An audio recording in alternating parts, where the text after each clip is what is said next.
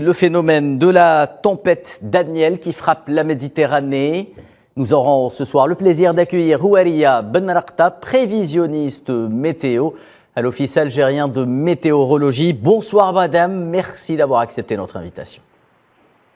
Bonsoir à vous aussi et merci pour l'invitation.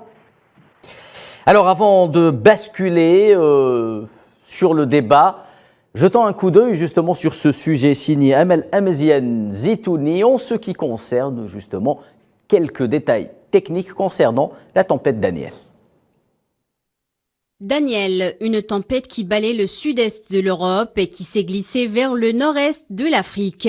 Début septembre 2023, les très fortes intempéries ont provoqué d'importantes inondations et des glissements de terrain en Turquie, en Bulgarie et en Grèce avant d'arriver jusqu'en Libye. Les experts en risque naturel pensent que ce phénomène météorologique est directement lié à l'épisode de forte chaleur que connaît le bassin méditerranéen.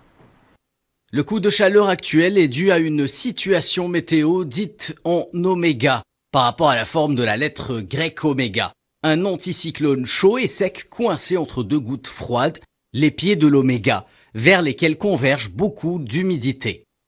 La situation est assez rare, elle se produit moins d'une fois par an en moyenne. Mais le contexte de réchauffement climatique fait que ces masses d'air contiennent de plus en plus d'humidité. L'attention des experts du ciel se porte maintenant sur l'évolution de cette tempête. Ils se demandent s'il s'agirait d'un cyclone méditerranéen. Certains ont constaté ces dernières années que la Méditerranée pourrait changer complètement ses caractéristiques.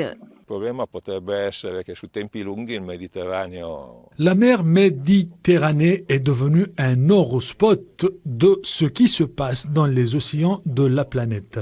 C'est un peu inquiétant, non seulement du point de vue de l'évolution des espèces vivantes qui trouvent désormais des conditions de vie totalement différentes, mais aussi parce que ces conditions conduisent à des événements atmosphériques extrêmes et violents. Bien que ces événements soient encore sporadiques, nous assistons à des précipitations semblables à des ouragans. Si l'on prend la Méditerranée comme échelle de référence, on préfère parler de tornades.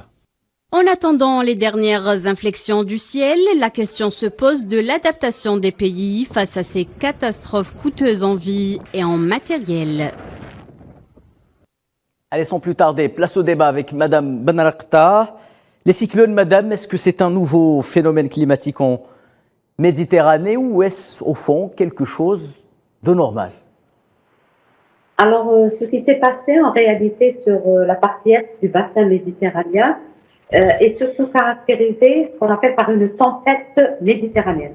Parce que lorsqu'on passe d'une tempête à un cyclone, à un ouragan, c'est des échelles bien définies et ces échelles-là ont une relation directe avec la vitesse du vent. Donc, oui. La situation qui a touché la région est de la Libye, elle a été plutôt caractérisée par des vents forts qui ont atteint les 63 km par heure. Donc, lorsqu'on reste dans 63 jusqu'à 117 km par heure, on reste toujours dans ce qu'on appelle une tempête méditerranéenne plutôt qu'un cyclone. Très bien, madame, mais vous conviendrez que les deux rives de la Méditerranée, durant tout l'été, ont fait face à des épisodes météorologiques plutôt antidomiques avec succession de très fortes chaleurs et puis de pluies torrentielles. Est-ce que ce phénomène également serait à l'origine de ces cyclones et comment l'expliquer? Alors effectivement, durant cet été, on a remarqué qu'il y avait tout de même un blocage des centres d'action. Donc c'est tout à fait normal quand vient l'été, les centres d'action ne se déplacent pas rapidement. Mais cette fois-ci, il y avait un blocage, mais aussi que les valeurs des fortes pressions qui existaient étaient très importantes. Donc ce qui a fait que ce blocage-là, comme on vient de l'entendre par cet expert, que la forme en météorologie qui est utilisée, c'est la forme oméga. La forme oméga, c'est qu'il y a les fortes valeurs de pression sont coincées entre deux centres d'action de faibles valeurs de pression en altitude. Alors ce blocage-là, il a favorisé que notre région, donc l'Algérie, elle était plutôt sous l'influence de ce forte valeur de pression. C'est ce qui a fait qu'on a enregistré, je rappelle, des températures caniculaires qui avaient persisté. On avait même enregistré des records sur notre pays, tandis que sur les deux autres rives, donc sur la partie est et ouest du bassin, on retrouvait ces faibles valeurs de pression d'altitude qui étaient synonymes d'air relativement frais, mais cette situation, elle a persisté, comme je viens de le dire. Il y a autre chose, il ne faut pas oublier que la température, à la surface du bassin méditerranéen, elle a enregistré un record tout de même. On est arrivé à 26 degrés Celsius comme température de la surface du bassin méditerranéen. Donc, tout ce qui est chaud, c'est surtout un carburant très fort pour la formation de ce qu'on appelle la convection profonde. Parce qu'en réalité, lorsqu'on parle de cyclone, lorsqu'on parle de tempête, la naissance et son origine, c'est une dépression qui est très creuse, c'est une dépression qui est très importante, ça veut dire qu'il y a des basses pressions.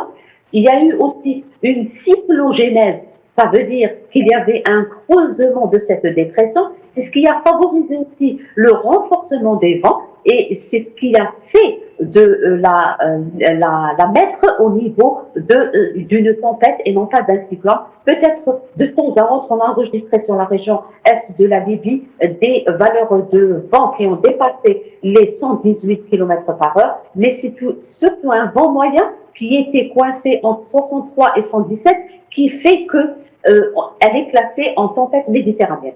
Il faut ajouter à cela aussi les fortes averses.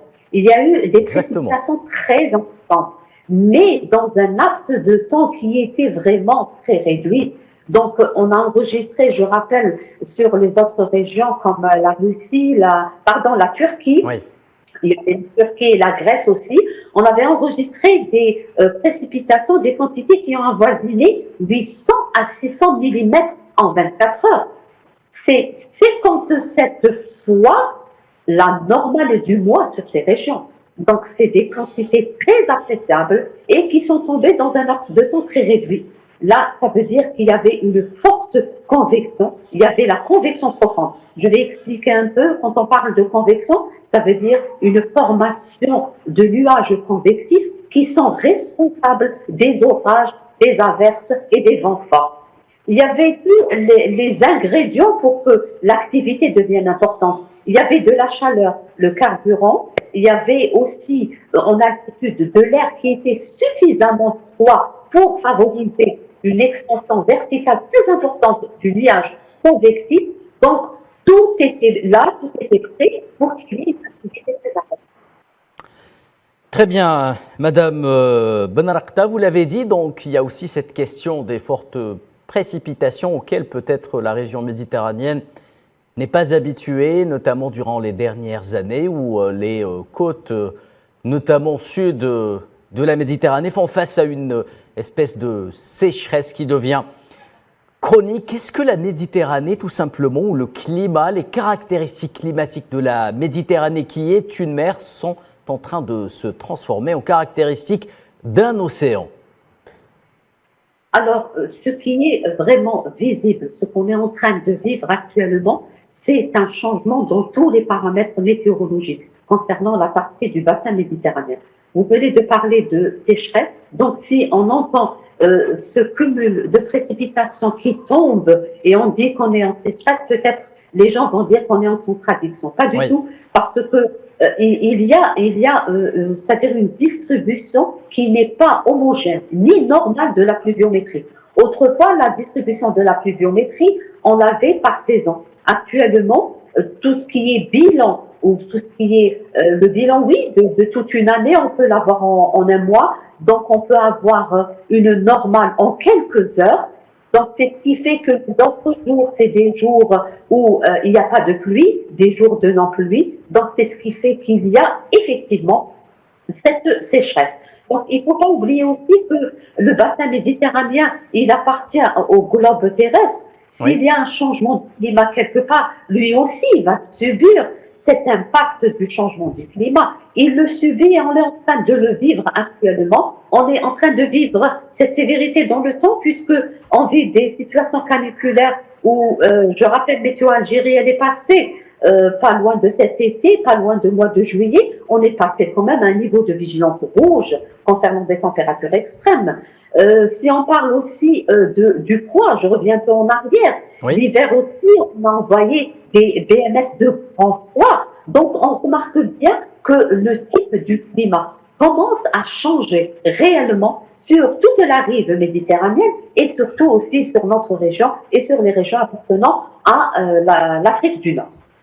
Alors justement, Madame Benalakta, c'est ce phénomène qui se généralise petit à petit, doucement, mais sûrement beaucoup de pays, que ce soit de la rive nord ou sud de la Méditerranée, connaissent des changements en température, parfois en plein été, qui sont un peu surprenants. Est-ce qu'il faut s'inquiéter de ces phénomènes, Madame, mais surtout de leurs conséquences, notamment lorsque l'on a des bilans de pertes humaines aussi lourds qu'en Libye? Alors, effectivement, et malheureusement, à ces pertes-là en vie humaine, permettez-moi de présenter mes condoléances à nos frères et sœurs en Libye, au nom de Météo Algérie, de tous mes collègues et au nom aussi de la direction générale, que Dieu Tout-Puissant soit avec eux. Effectivement et malheureusement, il y a des dégâts humains. Oui. À partir de toutes ces rencontres, je rappelle, il y a des COP, hein, il y a des COP 21, COP 22, COP 23, COP 27, on va passer à la COP 28. Donc, on est en train de se réunir autour d'une table, essayer de voir l'avenir du climat, du temps sur la terre qui nous appartient et sur cette terre où on n'a pas où aller. Elle nous appartient, elle est notre mère, elle est notre maison. Donc, effectivement, le temps change, le climat change, le type du climat est en train de changer. On le vit, on est en plein cœur du changement de climat. S'inquiéter peut-être, on a dépassé le stade de s'inquiéter parce que là, c'est une réalité, on est en train de la vivre. Ce qu'il faut peut-être, c'est essayer de s'adapter. L'adaptation, elle est très importante dans ce cadre-là.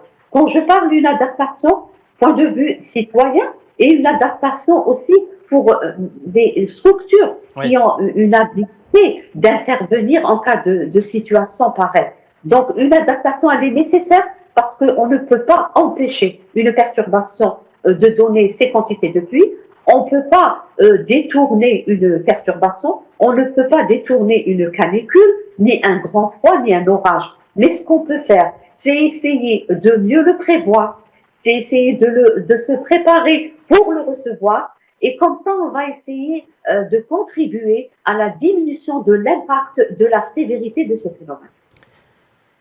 Alors, Madame Benalakta, prévisionniste météo à l'Office algérien de météorologie, dans leur dernier rapport, les experts du GIEC, Madame, pointaient du doigt le lien entre la multiplication et l'intensification des événements climatiques extrêmes de ce genre et le changement climatique, un lien apparemment direct. Selon eux, chaque degré supplémentaire de réchauffement équivaut à une augmentation de 7% des précipitations lors des tempêtes et orages. Est-ce que cela veut dire que nous allons devoir apprendre à vivre de manière différente par rapport à notre environnement climatique?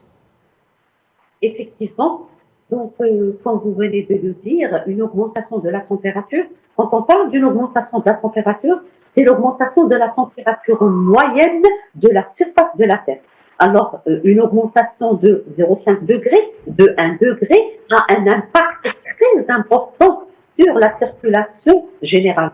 Parce que les centres d'action existants, c'est eux qui sont responsables du type de temps qu'on vit actuellement. Et lorsqu'il y a de l'énergie en plus sur la surface de la Terre, cette énergie, ce n'est rien d'autre que cette température élevée, il y aura une réaction qui ne sera pas normale de ces centres d'action. Il n'y aura pas les mêmes saisons, il n'y aura pas la même distribution de la pluviométrie. Donc, c'est quelque chose qui est en plus, et on sait que la Terre est en train de se défendre, de dire j'ai de l'énergie en plus, qu'est-ce que je dois faire? Donc, ce qui se passe réellement, c'est que les perturbations deviennent plus sévères, comme le GIEC vient de l'annoncer aussi, que la sévérité des perturbations, aussi la fréquence de tout ce qui est, la fréquence des perturbations sévères, elle va augmenter. Les systèmes orageux vont être plus violents et vont intéresser bien sûr d'une manière fréquente les régions du Nord. Et en plus, il faut aussi parler que de l'autre côté, on risque d'avoir des situations de sécheresse. Donc, la sécheresse, elle viendra même si la pluie, elle est là, parce qu'il y a une mauvaise distribution et tout l'eau déversée, il va aller soit vers les océans, soit vers les mers. Donc, effectivement, la situation météorologique, on ne va pas dire pour alerter les gens ou bien pour dire que non, on vit une situation Oui. où il faut tous réagir. Comme vous venez de dire aussi, il faut s'adapter. Il faut s'adapter à ce genre de sévérité de phénomène. Je rappelle, si vous permettez, que l'Algérie aussi, elle a vécu des situations sévères Oui. qui ont occasionné une perte de vie humaine très importante. Je rappelle en 2001. En L'épisode de 2001, Bab on el-Oued, appelait ça Bab el-Oued 2001. C'était une Alger. situation météorologique, mais il y avait une cyclogénèse sur le bassin méditerranéen. Elle était focalisée sur l'Algérois. C'était au large d'Alger. Oui. Donc, il y avait une forte pluviométrie. Il y avait aussi des vents forts. Il y avait une mer qui était déchaînée. Donc, c'était aussi une cyclogénèse très importante du bassin. Les experts aussi essaient d'étudier à chaque fois le bassin méditerranéen parce que ce n'est pas un océan, c'est un bassin semi-fermé. Les phénomènes ne ressemblent pas à ceux des océans, donc où l'activité peut-être de tous les phénomènes météorologiques n'est pas la même. Donc, et la forte cyclogénèse, elle est répétée sur notre région. Très bien, madame. Alors, la tempête et le cyclone Daniel qui se dirige normalement peu à peu vers encore les régions sud-est de la Méditerranée, vers l'Égypte notamment. Comment, pour rester sur les explications techniques, quel est le cycle de la fin de vie de ce genre de phénomène météorologique? Est-ce qu'il va en se renforçant ou en perdant de son intensité au fil de sa vie, tout simplement? Oui, alors je viens d'utiliser des mots techniques, pardonnez-moi, j'ai dit la cyclogénèse, sans Allez-y, madame. expliquer. Cyclogénèse, c'est le creusement des dépressions. Donc, cette dépression qui est en train d'évoluer de la partie est de la Libye vers la partie sud-est Oui. du bassin méditerranéen, oui. son évolution, on est en train de la suivre.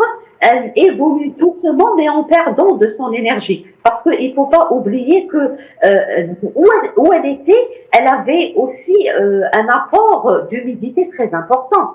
Donc, la partie où se trouvait la dépression, il y avait une distance très importante du bassin. Il était plus large, il n'était pas rétréci, il était plus large. Donc là, il puisait plus d'humidité et aussi de la chaleur qui était importante, puisque la surface de l'eau du bassin, elle était vraiment élevée, la température. Donc, cette énergie, en se déplaçant, il ne faut pas oublier aussi, plus il rentre dans le continent, plus il va perdre de son activité, parce qu'il va ne plus être nourri de cette humidité qui lui donne cette énergie. Donc, on a vu une évolution effectivement vers la partie, comme vous venez de dire, sud-est du bassin, de l'est du bassin méditerranéen, mais ce qui est demandé, c'est la surveillance.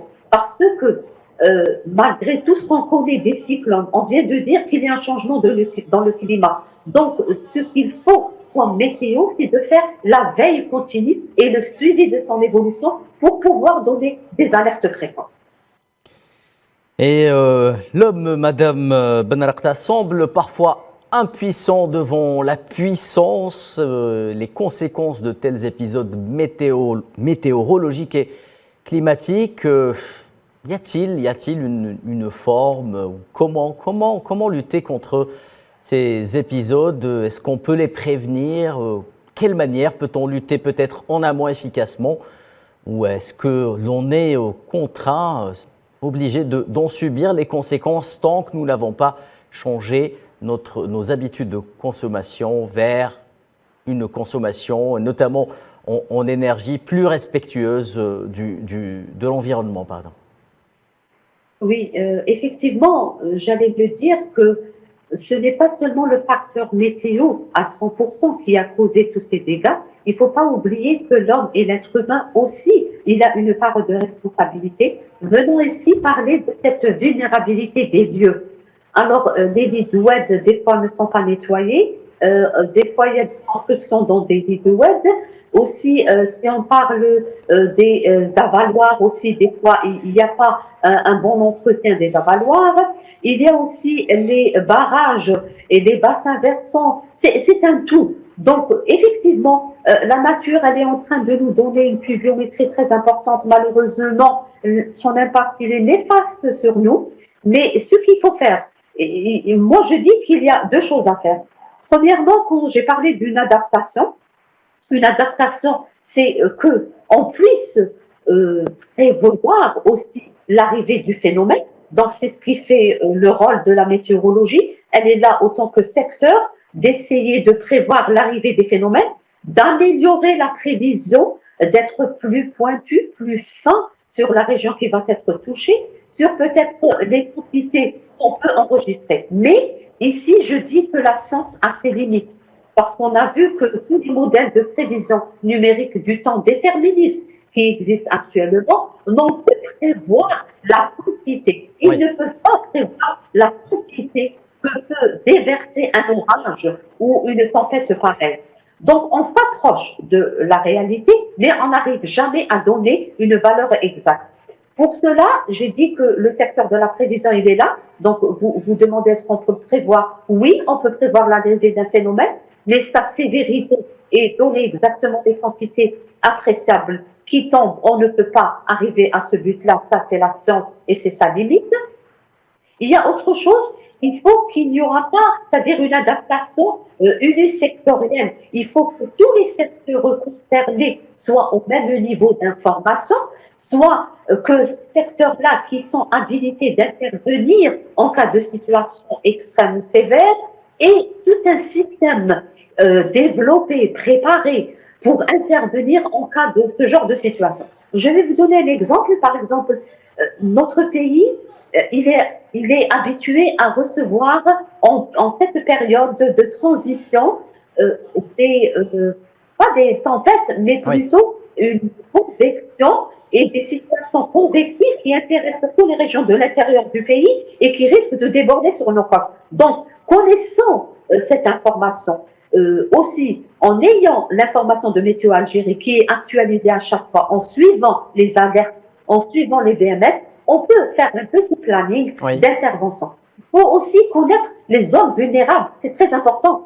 Parce que là, je parle de l'Algérie, des fois il y a des wilayas et même des quartiers, au niveau des quartiers, où il y a des quartiers qui sont vulnérables à l'inondation, donc quelques 20 mm peuvent les inonder, et d'autres quartiers, d'autres régions, on peut avoir 80 mm et ces régions ne sont pas inondables. Ça veut dire qu'il y a des points noirs, comme on le dit, c'est-à-dire qu'il y a certaines régions qui sont vulnérables à un certain seuil de pluviométrie. Ça a été le cas, madame, pardonnez-moi de vous couper, ça a été le cas en Libye. La vétusté des infrastructures a été remise en question lors de ce drame. Exactement, parce que, comme j'ai dit, ce n'est pas l'impact seulement météorologique qui a causé tous ces dégâts. C'est vrai, il y avait la pluviométrie importante, il y avait des averses dans un laps de temps très restreint, il y avait aussi des vents très très forts, mais il y avait en parallèle aussi cette vulnérabilité des lieux, il y avait aussi cette infrastructure, il y avait aussi l'homme, donc sa responsabilité dans ce genre de situation. Houaria Benrakta, prévisionniste météo à l'Office algérien de météorologie. Merci madame pour toutes ces explications techniques. Je rappelle que vous étiez en direct avec nous depuis Alger. Mesdames et messieurs, nous avons tenté de disséquer le phénomène de